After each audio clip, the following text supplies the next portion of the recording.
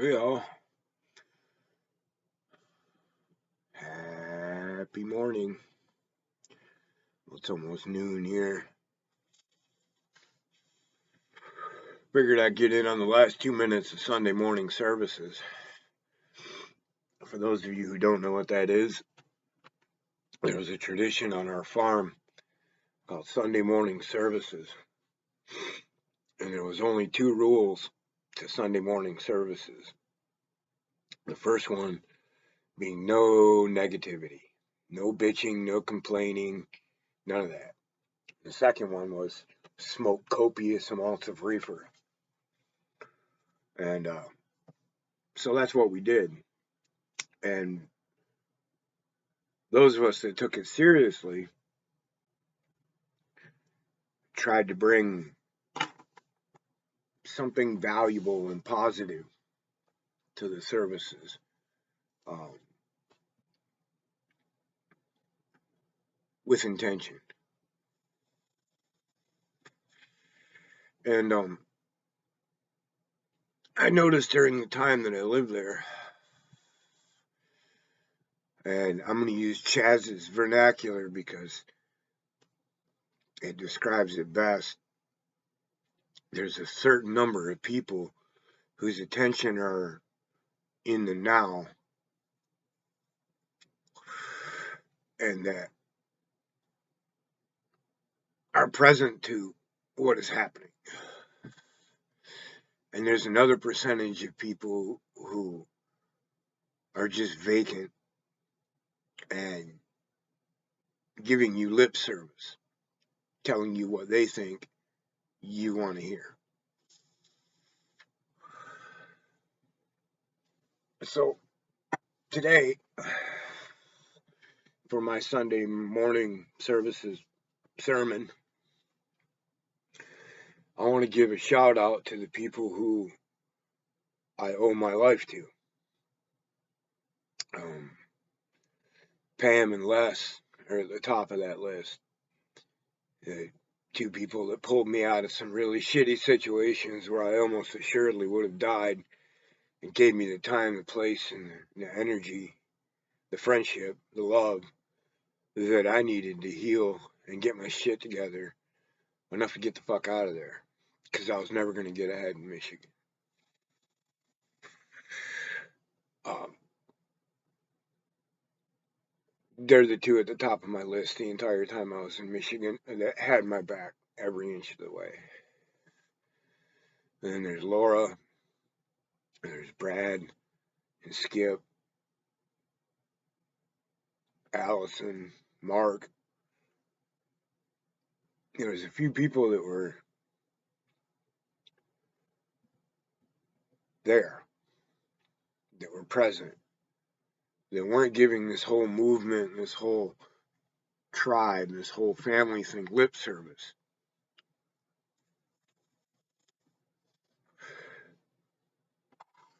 I've had thousands of people in my life say that they had my back, and when the feces hit the blades, I looked around and there was no one behind me.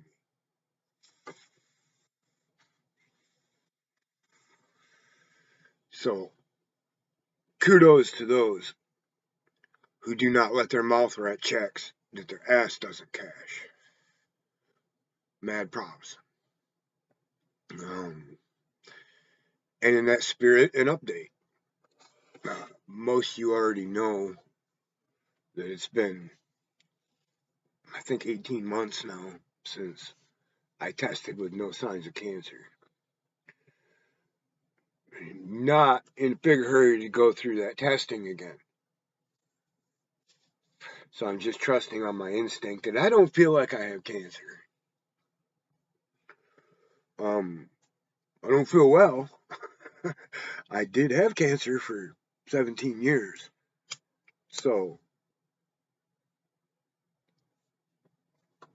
if you're one of the people that hasn't really known me for a long time, you might be surprised that I'm only 54. And cancer will fucking age you. It will fuck you up. So here I am,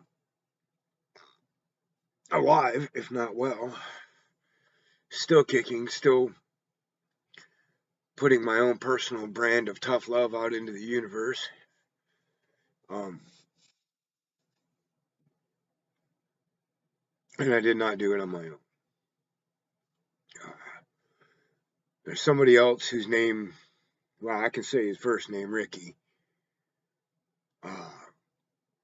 who gave me 2 quarts of 95% pure THC oil. And that's the reason I'm here and alive. Having that oil is what gave me the wherewithal to get out of Michigan, to be alive, to get here, to get where I can, get clean food, to get clean medicine, to... When I first got here, I stayed in a tent on the deck of some people I had met. And was working square jobs in town, Walmart, Fred Meyer's, a couple other ones, a couple little part-time jobs. And was able to be helpful to them to improve their situation. I could do things they didn't know how to do. And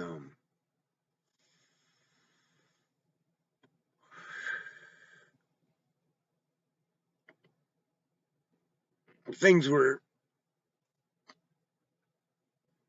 not the best.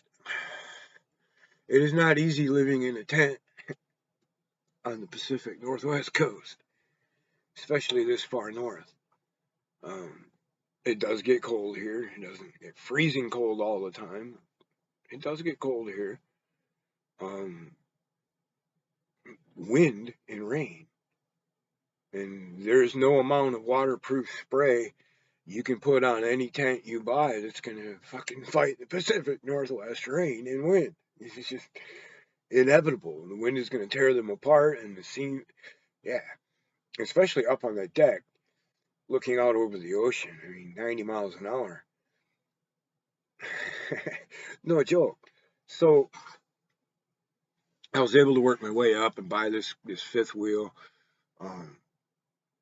get onto a different piece of property with my friends that I'm here with now. And physically, my other issues have caught up with me. I have 3 hernias, gigantic fibrotic cyst at the base of my neck. I'm not going to go into it. There's a bunch of fucking issues. My elbows, my arms, my knees, my hip, my back, my brain. I mean, cancer or not, there's still a super ball size hole in my fucking brain, which is uncomfortable at the very least. So it's still, I'm still struggling, and I'm going through the hoops to get disability and so on and so forth. At the same time, I'm starting to work more with my brain and less with my body, because my body just won't do it anymore. I mean, that's how little body work I've been doing. If you look at my hands, I mean, it looks like dirt, but it's not. Those are all bruises. Well, a little bit of it's dirt. I got ashes on my table, but mostly it's bruises and a big ass blister all over my hand just from 2 days of roofing. And they're both that way. They're just bruised up. And that's because I haven't been able to do physical labor in a long time. So my hands are soft. And about 2/3 of the way into the job, I figured out that I knew what I was doing and they didn't. The people I was working with. So it was easier for me to work with my brain from the ground than it was to get up on the roof and swing a hammer.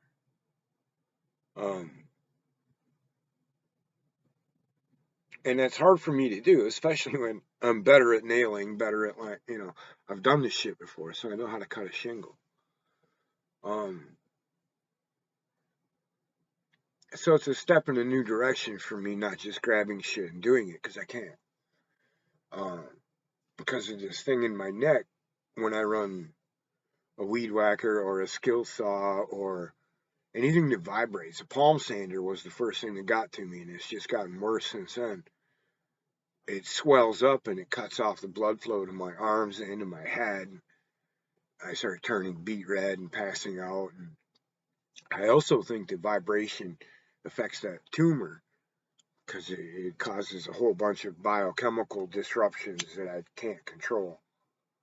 So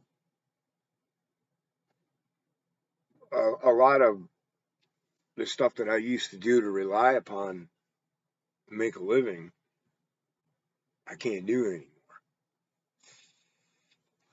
So I'm having to find new ways to do things, new ways to make money. Some of them are pretty easy to figure out. I do some windows. There's houses all along the coast here, and one thing they all have in common is the west wall is going to be mostly windows. It's the ocean. It's a fucking view and a half. And a lot of houses have windows all the way around. So there's money in doing windows around here because it's endless salt spray, misty, salty air. Anybody that's been on the coast around here knows what it means. The ocean is very active, and it creates its own weather system along the coast here. So I've been doing some of that, and trying to use my body in different ways. But I'm trying to get out of using my body for making money. Well, I don't even usually make money for working, and using my brain more. So I'm working on getting this job being a sorcerer. It sounds like sorcerer. Brings up thoughts of Harry Douglas in the Golden Chalice of Weed or something. But no, not a sorcerer, a sorcerer.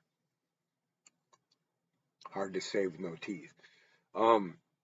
Which is somebody who works for one of the chain stores. There's quite a few of them here in Oregon. Green Dragon, Medication Station, Top Shelf, etc., etc. And is an interface between the retail market and the agricultural market, the farmers. And I think my background, my understanding, my knowledge is really valuable there because there's not a lot of people in the business that understand the process beginning to end, from seed to shelf. The number of people in the business that know that process all intimately are really low. So that's what I'm trying to work myself into. And I think it's going to work out. I've gotten some interest. I've gotten a couple of offers. They've been in places and in situations that I'm not akin to taking. I don't want to move to Eugene. I don't want to move to Portland. I want to stay here. And of course you can't. I would have to do some traveling. I have to go to these farms up in the valley and down south and wherever they are, and literally smoke their weed. Smoke their weed, sample their weed, test their weed, look at their processes, look at their drying rooms, look at their employees, the training of their employees, etc. And it's a niche in the market out here that isn't filled.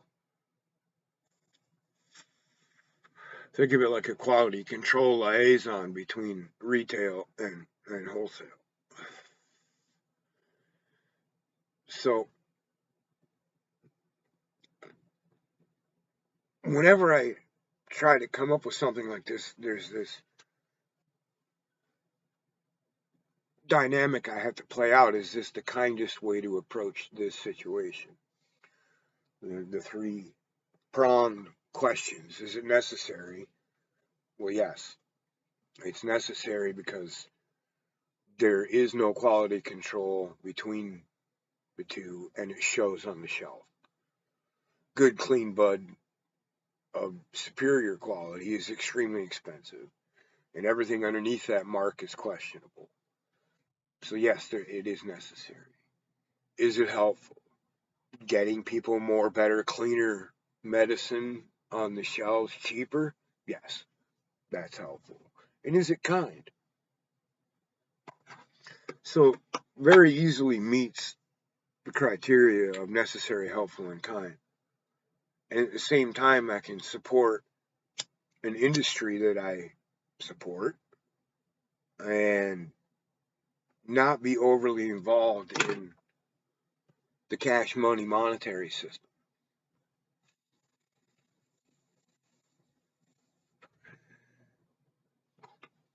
Because my job is to smoke people's pot. It's also genius.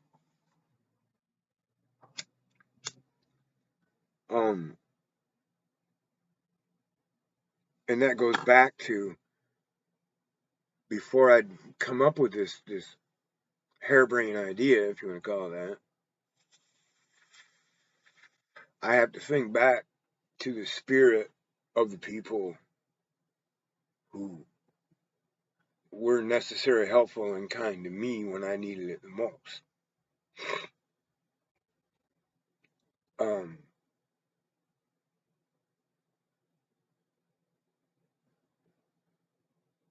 I don't need much, but I do need to be necessary, helpful, and kind. I'm pretty blessed with the situation I have. I'm in a just incredible spot with incredible people around me, so I fully don't want my mouth writing checks my ass can't cash, and I want to be able to put this kindness back into the system, this love that was given to me when I needed it most. I want to be sure I'm putting it back, paying it forward, paying it back, paying it. And I want to be sure that I'm not supporting evil in the process of doing so. And to me, the surest way to avoid, well, not avoid, but the cannabis industry is producing hundreds of millions in taxes that are being spent on bombs and bullets. But it's also changing the political landscape of the planet, not just the country, the planet. So it's one of those give or take things. I'm going to keep giving to it because it keeps giving back. And I think you should too. And that is Sunday morning services with Doug. Peace.